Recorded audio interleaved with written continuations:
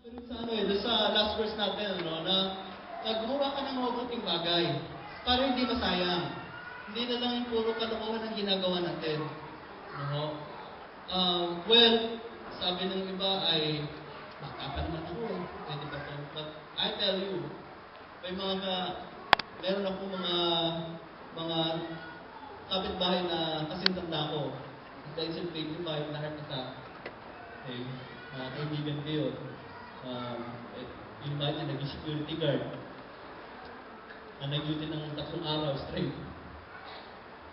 Hindi ka nagpahinga sa sarili. But again, 25 years old.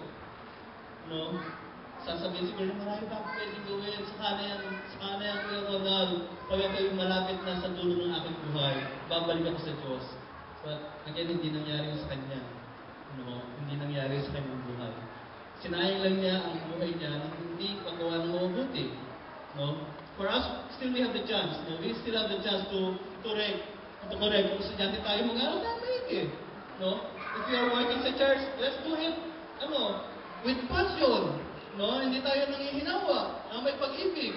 Kung ikaw ay nagtatrabaho, then sabi mo, ito ay sweldo. Pero in fact, sabi sa Bible is, kapag nagtatrabaho ka, sinasabi ng do it, nang iniisip kong master mo ang Panginoon, di ba? So again, para sa Lord pa rin yan. Amen? So let's live with wisdom. Number 4, and the last thing is live by faith. Yeah. Alam nyo, kahit meron po tayo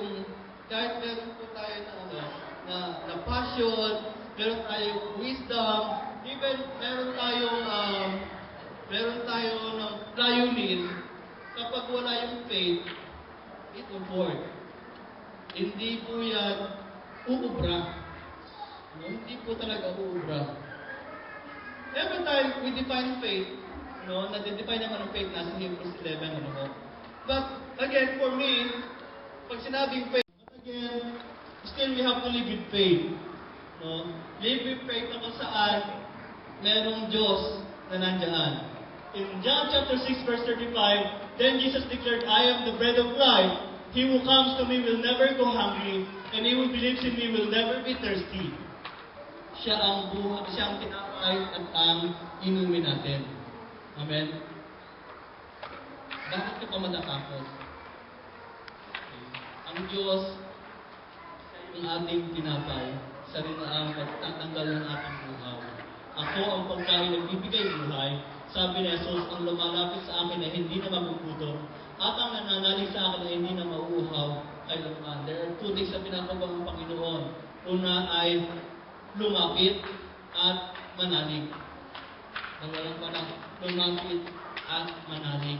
Lord, kasi ganito Pag ginawa ko yung ganito faith, my son, faith. Lumapit at manalig.